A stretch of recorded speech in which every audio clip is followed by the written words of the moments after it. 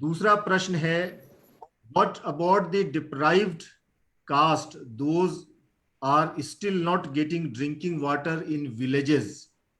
वो लोग जिन्हें गांव में अभी तक पानी पीने का उपलब्ध नहीं है, उनके लिए क्या कदम उठाए जा रहे हैं?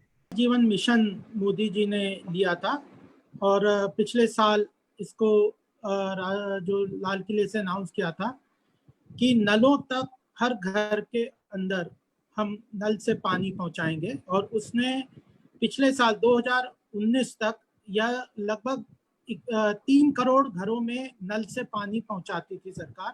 पिछले 1 साल में 2 करोड़ एडिशनल घरों में पानी पहुंचाया है और यह पूरा लक्ष्य है कि पूरे 20 करोड़ घरों में जल को पूरी तरह 2024 तक नल से पानी सरकार पहुंचा दे। इसकी योजना केंद्र सरकार की है, जिसमें प्रदेश सरकारों के साथ मिलकर इस योजना को अंजाम दे रहे हैं। और वाटर बॉडीज का जो रिवाइवल और संरक्षण की बात है, उसमें मनरेगा वगैरह में भी वाटर बॉडीज को सरकार का है कि उन वाटर बॉडीज का रिवाइवल रख रखाव मनरेगा के तहत काफी तेजी से हो। तो बुंदेलखंड जैसे क्षेत्र में 5000 तालाबों को रिवाइव पीछे 1 साल में किया जा चुका है। ऐसे सब जगह केंद्र सरकार का प्रयास है और इसीलिए हम जो राष्ट्रीय जल नीति, ये नेशनल वाटर फ्रेमवर्क लॉ, उसकी जो बात कर रहे थे 2016 में केंद्र सरकार ने पार्लियामेंट में लाया था, उसमें यह सारी बातों को कॉन्स्टिट्यूशनल कानूनी जामा पहनाने की बात थी। अभी जो पॉलिसी गाइडलाइंस हैं वो केवल एडवाइजरी पॉलिसीज हैं, लेकिन उसको कानूनी जामा अगर पहना देंगे तो फिर यह हर व्यक्ति को पानी पहुंचाने का एक कॉन्स्टिट्यूशनल ड्यूटीज स्टैब्लिश हो जाएगी संविधान के तहत। अपने सहभागियों की तरफ से, जल दोहन एवं जल संरक्षण दोनों का समानुपातिक सम्यक कानून क्यों नहीं है? मैं रिपीट कर देता हूं, जल दोहन एवं जल संरक्षण दोनों का समानुपातिक सम्यक कानून क्यों नहीं है? किससे है प्रश्न? ये प्रश्न ओपन है, कोई भी दे दो, तुम ही दो गोपाल बाबू। नहीं देखिए, जो बोले वो कुंडी खोले।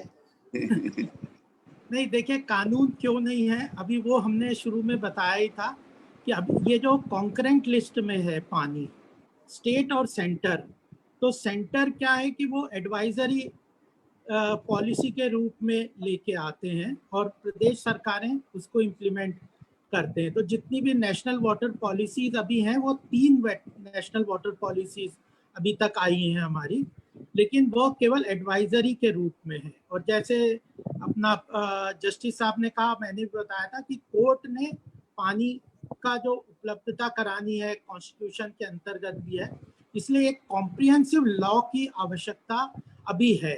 अभी सरकार के बहुत सारे जल मंत्रालय के, प्रदेश के जल मंत्रालय की बहुत सारी स्कीम्स हैं, वो स्कीम्स के अंतर्गत वो सारे कानून जो काम होते हैं, बहुत सारे स्कीम्स हैं, बट एक कॉम्प्रिहेंसिव लॉ हमारे यहाँ नहीं है। इसीलिए भाई हम दिल्ली में देखते हैं कि निजीकरण और व्यवसायीकरण दिल्ली जल बोर्ड का कर रहे हैं और वह कह रहे हैं कि हम निजीकरण नहीं कर रहे, प्राइवेट कंपनी के हाथ में दिल्ली जल बोर्ड को देने की पूरी कवायद शुरू हो गई है। और वह इसलिए कह रहे हैं कि मैनेजमेंट और डिस्ट्रीब्यूशन की कॉस्ट वो एफिशिएंटली प्राइवेट कंपनी के थ्रू वो कॉस्ट रिकवरी करके वो करेंगे, लेकिन वह एक तरीके से उसका निजीकरण और व्यवसायीकरण है। तो ट्रस्टीशिप का जो कानून है, जो सरकार के पास अपना अधिकार उसका नहीं है पानी का, वो खुद ही ट्रस्टी है, तो वह किसी प्राइवेट सेक्टर को कैसे उसके राइट्स अंडरग्राउंड वाटर के, रिवर के और ये सब दे सकता है। तो यह सारे बहुत सारे विषय हैं जिनके लिए कॉम्प्रिहेंसिव कानून आना जरूरी है, नहीं तो जो लोकल बॉडीज और स्टेट गवर्नमेंट्स अपने हिसाब से इन चीजों को आगे लेके चलेंगे। और व्यवसायीकरण और कॉर्पोरेट, अगर वर्ल्ड बैंक की एक रिपोर्ट में आपके सामने बता दूं कि जितने भी वर्ल्ड बैंक की फंडिंग होती है, मैक्सिमम उन फंडिंग में, ग्लोबल फंडिंग होती है, भारत में भी बहुत सारे प्रोजेक्ट को फंड करते हैं, उसमें एक कंडीशन होती है कि आप वाटर को प्राइवेटाइज करेंगे और उसमें कमर्शलाइज करेंगे, वाटर की प्राइस कॉस्ट रिकवरी की पूरी बात इंडिया में इम्प्लीमेंट करेंगे, ये हमारी सरकारें लिख के उनको देती है। तो यह एक ग्लोबल एक सिस्टम है जिसमें एक एक प्रकृति के संसाधनों को एक वेल्थ क्रिएशन का एक मानक बना के उसको आगे बढ़ते हैं। तो इसलिए हम लोगों को समझ के उस चीज को लेके कानून के हिसाब से एक कॉम्प्रिहेंसिव लॉ की आवश्यकता है, जिसमें संरक्षण और संवर्धन और उसका मैनेजमेंट, डिस्ट्रीब्यूशन, ओनरशिप, रिस्पॉन्सिबिलिटी सबकी, जनता की क्या है, समाज की क्या है, सोसाइटीज की क्या है, RWS की क्या है, और केंद्र सरकार की, प्रदेश सरकार की, लोकल बॉडीज की क्या है, ये कॉम्प्रिहेंसिव लॉ की आवश्यकता है, जिसके लिए हम लोग इस बात को आगे लेके चल भी रहे हैं।